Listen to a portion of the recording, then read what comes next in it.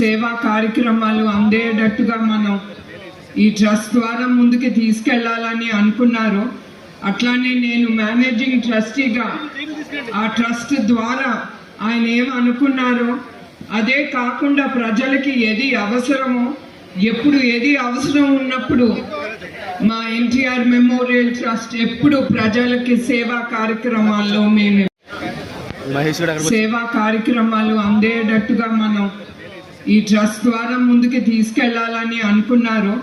అట్లానే నేను మేనేజింగ్ ట్రస్టీగా ఆ ట్రస్ట్ ద్వారా ఆయన ఏమనుకున్నారో అదే కాకుండా ప్రజలకి ఏది అవసరమో ఎప్పుడు ఏది అవసరం ఉన్నప్పుడు మా ఎన్టీఆర్ మెమోరియల్ ట్రస్ట్ ఎప్పుడు ప్రజలకి సేవా కార్యక్రమాల్లో మేము 97 స్టూడెంట్స్కి కూడా కాలేజ్ స్టూడెంట్స్కి అందజేశాను.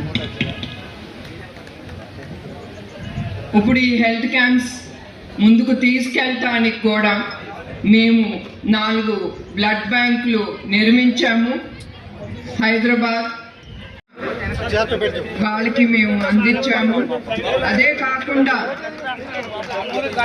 మొబైల్ హెల్త్ క్యాంప్స్ అంటే ఒక బస్ అనేది మేము సంజీవిని ఆరోగ్య కేంద్రంగా అట్లానే బస్ అనేది కూడా మేము పెట్టాము. అది ఎవరికి అందదో అందాలని ఆ ప్రాంతాలకి ఈ బస్సు ముందుకి తీసుకెళ్తున్నాం. తద్వారా 2183 క్యాంపులు ఈ బస్ ద్వారా మేము నిర్మించాము. దీని ద్వారా 4,50,000 మంది లబ్ధి పొందారు. అట్లానే విద్య దానికి వస్తే ఇప్పుడు వరకు 2,113 మంది పేద ప్రజలు అవనే పేద పిల్లలు అవనే అనాథ పిల్లలు అవనే ఇప్పుడు వరకు వాళ్ళకి విద్య అనేది అందజేశాము.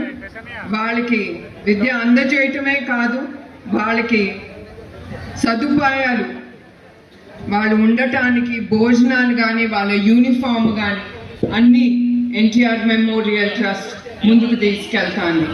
అట్లా